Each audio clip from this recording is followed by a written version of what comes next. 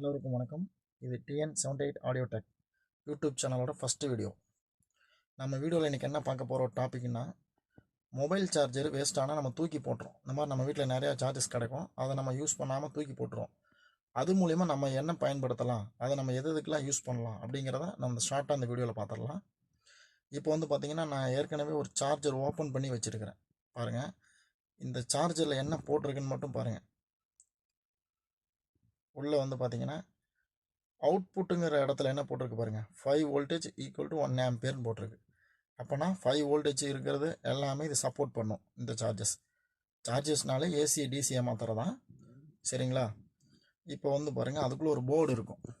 இந்த மாதிரி எல்லா சார்ஜஸ்லையுமே ஒரு போர்டு இருக்கும். இப்போ நம்ம அந்த போர்டை வெளியே எடுக்கிறோம் பாருங்கள். இந்த போர்டு தான் 5 வோல்டேஜ் சப்போர்ட் பண்ணுற போர்டு. அதாவது நம்ம வீட்டுக்கு வர ஏசி கரண்ட்டை டிசியாக மாற்றுற போர்டு. அது எவ்வளோ வோல்டேஜுக்கு? 5 வோல்டேஜுக்கு மாத்திர போர்டு.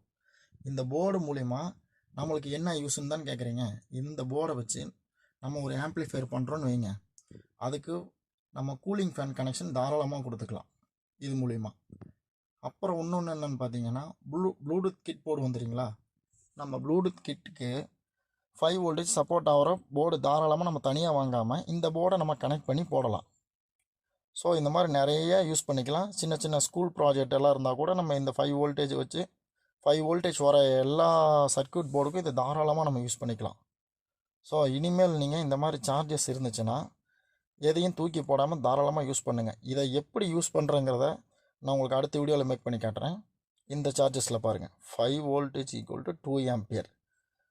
அதாவது அவுட்புட் பார்த்திங்கன்னா 2 ஆம்பியர் வரைக்கும் சப்போர்ட் பண்ணுன்னு போட்டிருக்காங்க. நம்ம அடுத்த வீடியோவில் இதை எப்படி கனெக்ட் பண்ணுறதுன்னு உங்களுக்கு சொல்கிறேன். நன்றி.